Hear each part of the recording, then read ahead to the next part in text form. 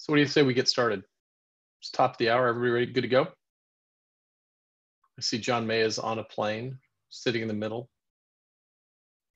John, I don't expect you to talk to us. Are you at 35,000 feet? Good, man. Glad to do this. So today's enablement session was a request. Dave Wellesley asked me to do a presentation, go through the deck that I built, and we did. Sean, I think, saw it when I did it in Gartner in Vegas. And this is a presentation that I've been building over the last several months with the intent of it being an educational and informative presentation to talk to people about, at GitLab, we go really fast. Let me tell you how we go fast and why we go fast. And the intent of this discussion or presentation really is one in which I try to set up, and I'm trying to set up a thought leadership kind of discussion where we help people to understand what we do and how we do it without being a tool pitch, of it being somewhat educational and somewhat open and transparent about where we are and who we are and where we're going. So I've put speaker notes into this deck, so if you were to want to use it, you could. And I'm just going to step through it. I'm not going to do the full presentation like I typically would, but I'm going to walk through it and sort of give you the overview of it. I start out with this idea that digital is fast, and digital really means, digital transformation means moving faster. And I talk a little bit about that to try to make sure I'm consistent with what the audience's expectation is, that they see that as the same way. Mark Andreessen's quote, where he had a tweet storm and he talked about this point that cycle time compression is key. And what he really did is he was talking about this analogy between auto manufacturers and traditional manufacturing, where you're releasing a product over a long period of time. And he compared that to software as a service. And in a SaaS business, software as a service, you can release every day. You can release as fast as you possibly can. And he really went into describing how he saw that as being a huge competitive advantage. And the reference to where it is listed here. But the background is that, and I think the point is fast. And if fast is an advantage and moving fast is the objective in a digital transformation, then you want to learn, and we want to be able to help people understand how you do that, because at GitLab, we move pretty darn fast. And I have two examples of how we move fast, and they're different examples, but one is GitLab.com, our website. We're pushing almost 70 updates to it every single day. Now that includes the handbook. I mean, there's more to it than just the website, but the point is we're moving really fast on updating and moving that forward and improving it.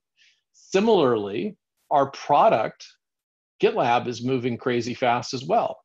89 consecutive months, and I update this slide every time I do it, we've pushed a major release, a significant release for 89 consecutive months, in addition to what we ship all the time as far as updates to our web, to our SaaS service. But our packaged software goes every month on the 22nd of the month, like clockwork. So how do we do that? And what are the keys to doing that? And that sets this up to, how do we go from being the slow locomotive to being this high-speed train that's moving fast? And really the key that I try to drive towards is it's people, it's process, and it's tools. And it's the tools that help us to do it. And it gets at really trying to remove these elements, whether it's friction that's introduced from the silos, from the way people work, from the lack of visibility to make decisions. The way we used to think about QA is responsible for testing, and we would throw it over the wall and wait for QA to do their thing, or we'd wait for security to do the work, the ticket mindset that's often in organizations. And so to double click into this, really it gets into the first observation that we do at GitLab is we've eliminated silos.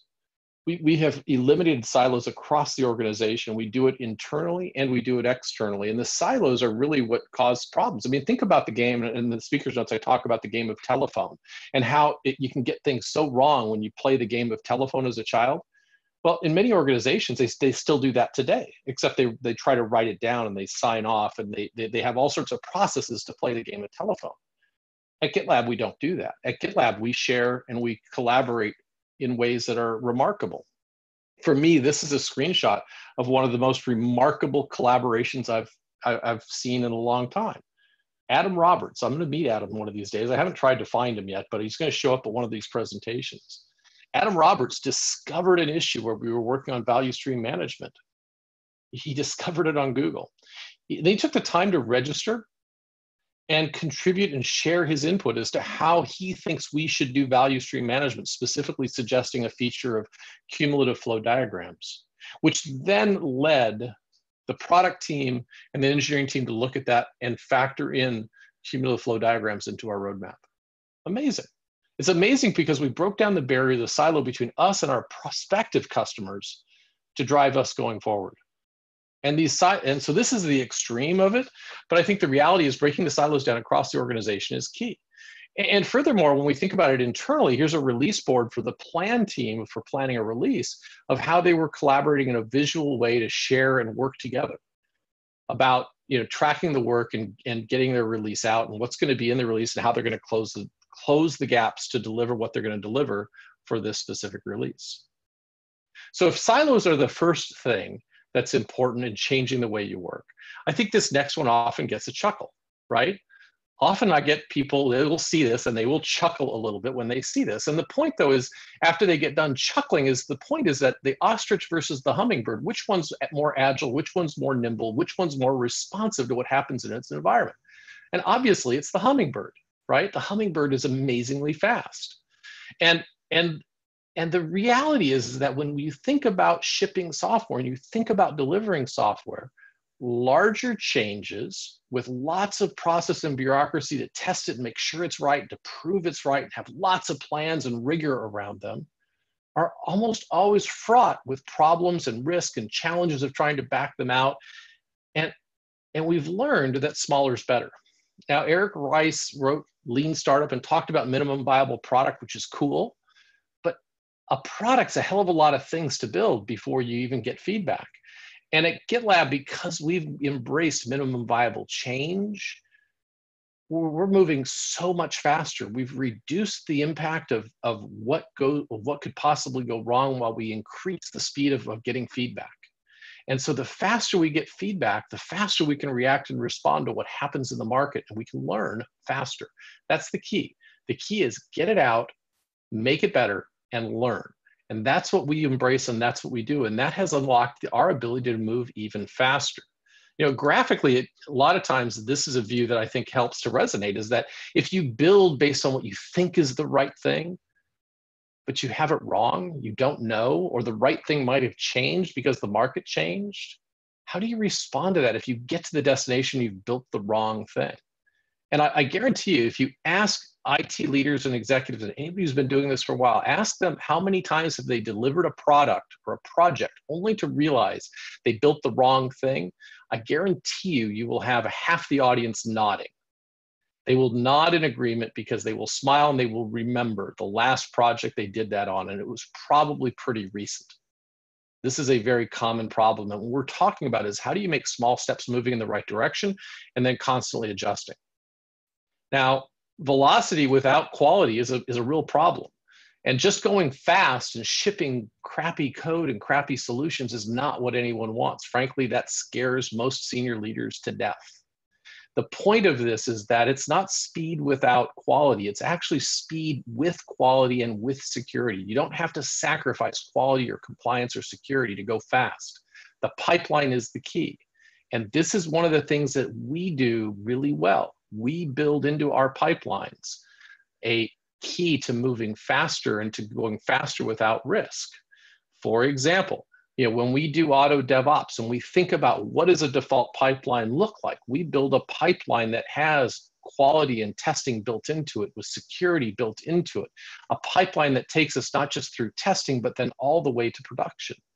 And an example of this then would be, here's an example from the product team where we were looking at the enterprise edition and a release where they had over 100 different tests running in their pipeline, where they're doing automated testing and security scans, planning their configuration so they can go test it in an environment.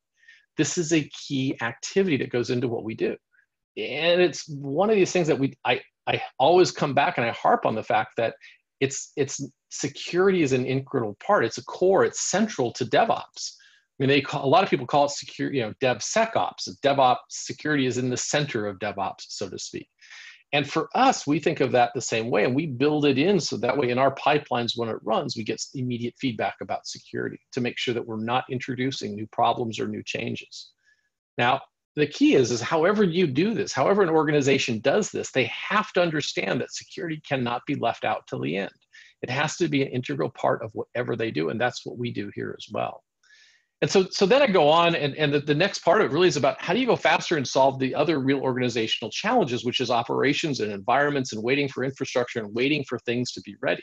You know, too often there's a ticket and you have teams that queue up and wait for test environments and wait to make sure the environments are configured correctly. And in fact, if you look at a lot of studies of what are the sources of defects or problems that people encounter, you know, oftentimes one of the most common sources of defects and bugs isn't the software, it's the configuration.